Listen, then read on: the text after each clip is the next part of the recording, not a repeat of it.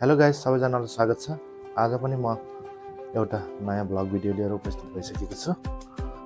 आज मिति 2081 फागुन 17 गते शनिबारको दिन चाहिँ म र मेरो परिवार भएर हामीहरू चाहिँ गोर्खा मनोकामना दर्शनको लागि चाहिँ जाँदैछौँ। तपाईँहरू पनि मसँगै चाहिँ यही भिडियो मार्फत चाहिँ मनोकामना मन्दिरको चाहिँ दर्शन गर्न सक्नुहुन्छ। त्यसको लागि चाहिँ मेरो यो भिडियो अन्त्यसम्म चाहिँ हेरिदिनु होला। गाइज, अहिले हामीहरू चाहिँ यहाँ गोर्खा मनोकामनाको केबल कारको लाइनमा चाहिँ बसिसकेका छौँ। हामीहरू चाहिँ यहाँ 7 बज्नुभन्दा अगाडि नै आएका थियौँ।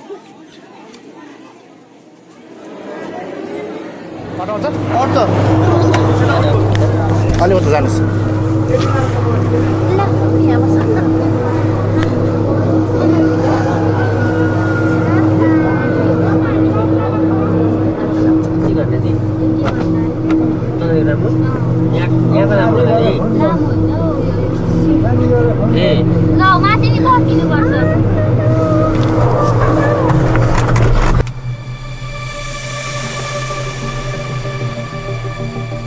ल साथीहरू, गोर्खा मनोकामनाको केबल कार चाहिँ चढेर भर्खर झरियो। अब मन्दिर दर्शनको लागि चाहिँ जाँदैछौँ।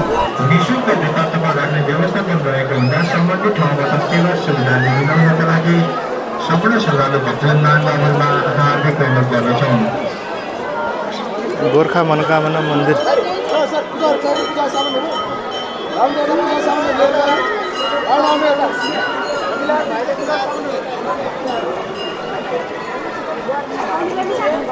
मन्दिर परिषदको भौतिक संरचना र निर्माण कार्यको लागि सहयोग रकम प्राप्त निकाल्न ललितपुर जिल्लाबाट नम्बर 11बाट दर्शनका लागि सार्न गरेका आदरणीय व्यक्तिले राजमोहन सम्पूर्ण परिवारहरू साथीहरू, गोर्खा मनोकामना मन्दिरमा चाहिँ सम्पूर्ण परिवारको आइयो। अब चाहिँ शान्ति समृद्धि सुस्वास्थ्य प्रवेश गर्नु पर्ला।